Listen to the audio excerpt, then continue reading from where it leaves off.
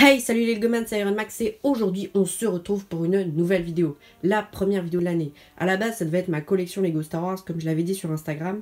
Mais en fait elle me demande beaucoup de temps à préparer et du coup je commence plutôt avec une review. Donc cette review c'est quoi? C'est la review du set 75 293 Resistance ETS Transport. C'est un set qui était sorti en août 2020 si je dis pas de bêtises. Ouais, c'était en août 2020. Ça avait pas hypé beaucoup de monde, mais moi je me souviens que ça m'avait vraiment beaucoup hypé, c'est pour ça que je l'ai pris. Je pense qu'on va commencer la review par les figurines. On commence tout de suite avec la première figurine sur les 4 qui nous sont proposées dans ce set. Et je l'ai pas dit dans l'intro, mais ce set est basé sur le parc Galaxy Edge. Donc le vaisseau, les figurines, tout vient du parc Galaxy Edge.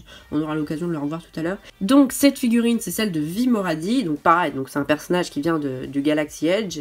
J'ai pas encore eu trop le temps de voir qui c'était. Mais c'est un personnage qui est vraiment super classe, notamment avec ses cheveux qui ont une touche de bleu turquoise juste ici, là. Et son torse qui est également exclusif, donc un torse, une sorte de gilet orange, avec un petit sigle de la rébellion, juste ici.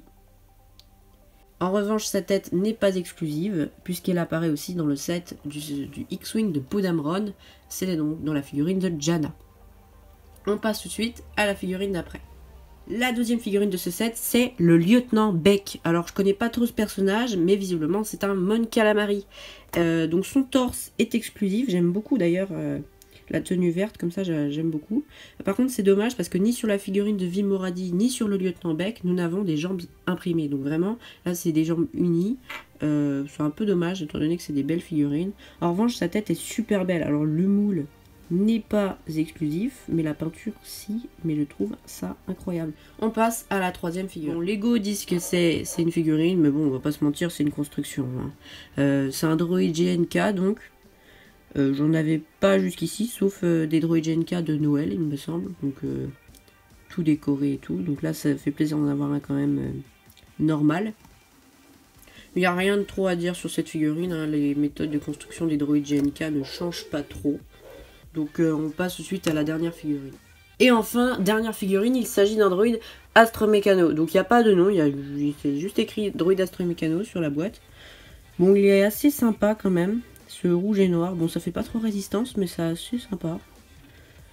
Franchement, alors je sais pas ce qui est exclusif et ce qui ne l'est pas, mais j'aurais tendance à dire que la tête et le corps juste ici sont exclusifs. Mais je m'avancerai pas trop là-dessus. On passe tout de suite donc au vaisseau. Donc voilà le vaisseau, donc il est super bien réalisé, je le trouve super beau. Il y a quelques défauts comme par exemple juste ici, ça fait un peu technique, ça fait pas super beau. Mais sinon il est magnifique. Alors on va voir ensemble les quelques fonctionnalités tout de suite. Donc la première fonctionnalité du vaisseau, elle se trouve juste ici. On prend le toit qu'on enlève et on a une soute assez sympa avec une caisse notamment où il y a un blaster.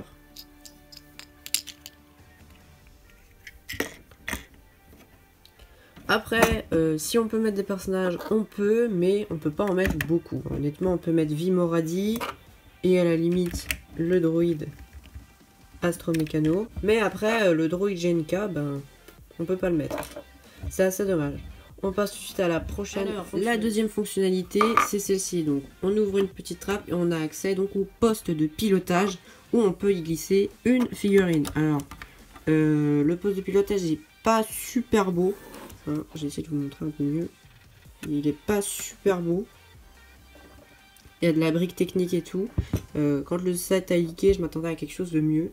Je pense que c'est un des défauts, hein, le poste de pilotage.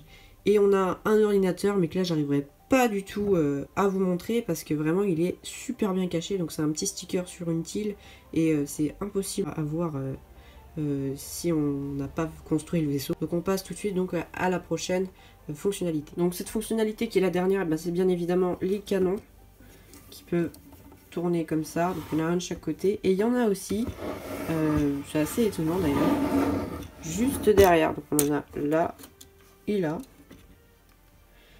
Franchement, je m'attendais pas du tout à en avoir à l'arrière, mais je trouve que ça fait un peu stylé quand même. Après, on a aussi les beaux réacteurs, je les trouve super beaux. Je sais pas ce que vous en pensez, mais je les trouve super beaux. Et voilà, j'en ai terminé avec ce set. Franchement, mon avis, c'est qu'il est super, il est très réaliste, il n'y a rien à dire là-dessus. Par contre, il y a quelques défauts au niveau notamment du poste de pilotage, parce qu'il y a vraiment beaucoup de briques techniques, et aussi au niveau du droïde GNK, qu'on ne peut pas caser dans le vaisseau, du coup il se retrouve vraiment tout seul à la fin, un petit peu comme ici.